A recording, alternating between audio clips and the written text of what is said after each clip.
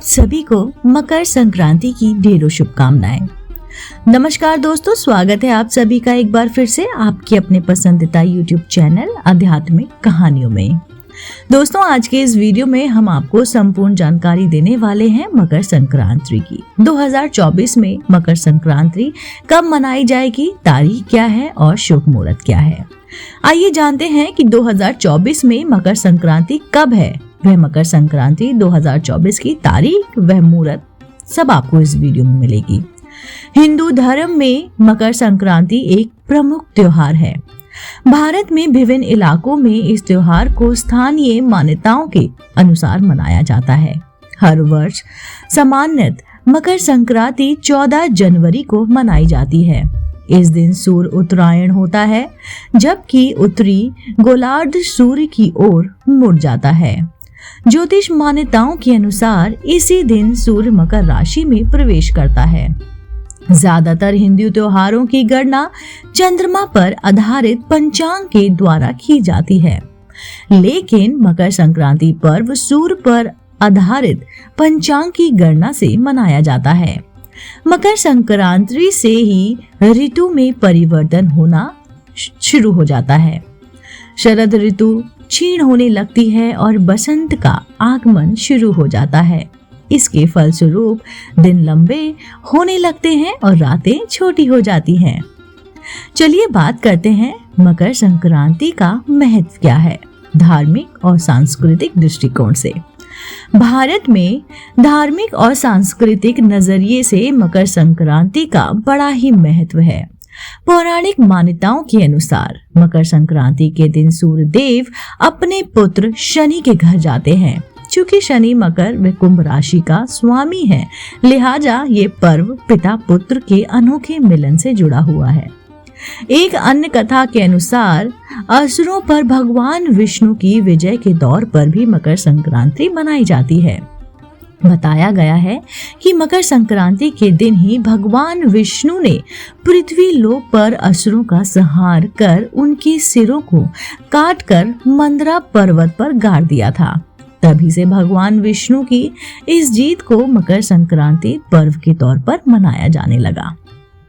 फसलों की कटाई का त्योहार है मकर संक्रांति। जी हाँ दोस्तों, नई फसल और नई ऋतु के आगमन के तौर पर भी मकर संक्रांति बड़े ही धूमधाम से मनाई जाती है। पंजाब, यूपी, बिहार समेत तमिलनाडु में ये वक्त नई फसल काटने का होता है, इसलिए किसान मकर संक्रांति को आभार दिवस के रूप में भी मनाते हैं। खेतों में गेहूं और धान की लहलहाती फसल किसानों की मेहनत का परिणाम होती है, लेकिन यह सब ईश्वर और प्रकृति के आशीर्वाद से संभव होता है। पंजाब और जम्मू कश्मीर में मकर संक्रांति को लोहड़ी के नाम से मनाया जाता है। तमिलनाडु में मकर संक्रांति पोंगल के तौर पर मनाई जाती है, जबकि उत्तर प्रदेश और बिहार में खिचड़ी के नाम से मकर संक्रांति मनाई जाती है। मकर संक्रांति पर कहीं खिचड़ी बनाई जाती है तो कहीं दही चूड़ा और तिल के लड्डू बनाए जाते हैं। इसका लौकिक महत्व क्या है, चलिए दोस्तों वो भी जानते हैं। ऐसी मान्यता है कि जब सूर्य पूर्व से दक्षिण की ओर चलता है, इस दौरान सूर्य की किरणों को खराब माना जाता है, लेकिन जब सूर्य पूर्व से उत्तर की ओर गमन करने लगता है, तब उनकी किरणें सेहत और शांति को बढ़ाती हैं। इस वजह से साधु संत और वे लोग जो आध्यात्मिक क्रियाओं से जुड़े हैं, उन्हें शांति और सिद्धि प्राप्त होती है। अगर सरल शब्दों में कहा जाए तो पूर्व के कड़वे अनुभवों को भूलकर मनुष्य आगे की ओर बढ़ता है। स्वयं भगवान कृष्ण ने गीता में कहा है कि उत्तरायण के 6 माह में और 6 माह के शुभ काल में जब सूर्य देव उत्तरायण होते हैं, तब पृथ्वी प्रकाशमय होती है। अतः इस प्रकाश में शरीर का त्याग करने वाले मनुष्य का पुनर्जन्म नहीं होता और वे ब्रह्म को प्राप्त होते हैं। महाभारत काल के दौरान भीष्म पितामह, जिन्हें इच्छा मृत्यु का वरदान प्राप्त था, उन्होंने भी मकर संक्रांति के दिन ही शरीर का त्याग किया था। मकर संक्रांति से जुड़े त्योहार कौन कौन से हैं, चलिए जानते हैं, भारत में मकर संक्रांति के दौरान जनवरी माह में नई फसल का आगमन होता है।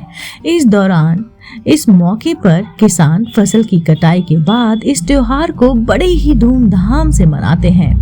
भारत में हर राज्य में मकर संक्रांति को अलग अलग नामों से मनाया जाता है। पोंगल दक्षिण भारत में विशेषकर तमिलनाडु, केरल और आंध्र प्रदेश में मनाया जाने वाला एक महत्वपूर्ण हिंदू पर्व है। पोंगल विशेष रूप से किसानों का पर्व होता है। इस मौके पर धान की फसल कटने के बाद लोग खुशी प्रकट करने के लिए पोंगल का त्योहार मनाते हैं। पोंगल का त्योहार तई नामक तमिल महीने की पहली तारीख यानी कि जनवरी के मध्य में मनाया जाता है। 3 दिन तक चलने वाला ये पर्व सूर्य और इंद्र देव को समर्पित होता है। पोंगल के माध्यम से लोग अच्छी बारिश, उपजाऊ भूमि और बेहतर फसल के लिए ईश्वर के प्रति आभार प्रकट करते हैं। पोंगल पर्व के पहले दिन कूड़ा कचरा जलाया जाता है, दूसरे दिन लक्ष्मी की पूजा होती है और तीसरे दिन पशुधन को पूजा जाता है। उत्तरायण, जी हाँ, उत्तरायण खास तौर पर गुजरात में मनाया जाने वाला पर्व है। नई फसल और ऋतु के आगमन पर यह पर्व 14 और 15 जनवरी को मनाया जाता है। इस मौके पर गुजरात में पतंग उड़ाई जाती है, साथ ही साथ पतंग महोत्सव का आयोजन भी किया जाता है जो दुनिया भर में मशहूर है। उत्तरायण पर्व पर व्रत रखा जाता है और तिल व मूंगफली के दाने की चिक्की बनाई जाती है। लोहड़ी विशेष रूप से पंजाब में मनाया जाने वाला पर्व है जो फसलों की कटाई के बाद 13 जनवरी को धूमधाम से मनाई जाती है। इस मौके पर शाम के समय होलिका जलाई जाती है और तिल, गुड़ और मक्का अग्नि को भोग के रूप में चढ़ाई जाती है। माघ भोगली बिहू, असम में माघ महीने की संक्रांति के पहले दिन से माघ बिहू यानी कि भोगाली बिहू पर्व मनाया जाता है। भोगाली बिहू के मौके पर खान पान धूमधाम से होता है। इस समय असम में तिल, चावल, नारियल और गन्ने की फसल अच्छी होती है। इसी से तरह तरह के व्यंजन और पकवान बनाकर खाए और खिलाए जाते हैं। भोगाली बिहू पर भी होलिका जलाई जाती है और तिल व नारियल से बनाए व्यंजन अग्नि देवता को समर्पित किए जाते हैं। भोगली बिहू के मौके पर टिकेली भोगो नामक खेल खेला जाता है, साथ ही भैंसों की लड़ाई भी होती है। मकर संक्रांति की परंपरा क्या है? हिंदू धर्म में मीठे पकवानों के बगैर हर त्योहार अधूरा सा है। मकर संक्रांति पर तिल और गुड़ से बने लड्डू और अन्य मीठे पकवान बनाने की परंपरा है। तिल और गुड़ का काफी महत्व है। मकर संक्रांति पर तिल और गुड़ से बने लड्डू और मीठे अन्य पकवान बनाने की परंपरा है, लेकिन तिल और गुड़ के सेवन से ठंड के मौसम में शरीर को गर्मी मिलती है और वह स्वास्थ्य के लिए काफी लाभदायक होता है। ऐसी मान्यता है कि मकर संक्रांति के मौके पर मीठे पकवानों को खाने और खिलाने से रिश्तों में आई गड़बड़ाहट दूर होती है और हम एक सकारात्मक ऊर्जा के साथ जीवन में आगे बढ़ते हैं। कहा तो ये भी जाता है कि मीठा खाने से वाणी और व्यवहार में मधुरता आती है और जीवन में खुशियां ही खुशियां संचार होता है। मकर संक्रांति के मौके पर सूर्यदेव के पुत्र शनि के घर पहुंचने पर तिल और गुड़ की बनी मिठाई बांटी जाती है। तिल और गुड़ की मिठाई के अलावा मकर संक्रांति के मौके पर पतंग उड़ाने की भी परंपरा होती है।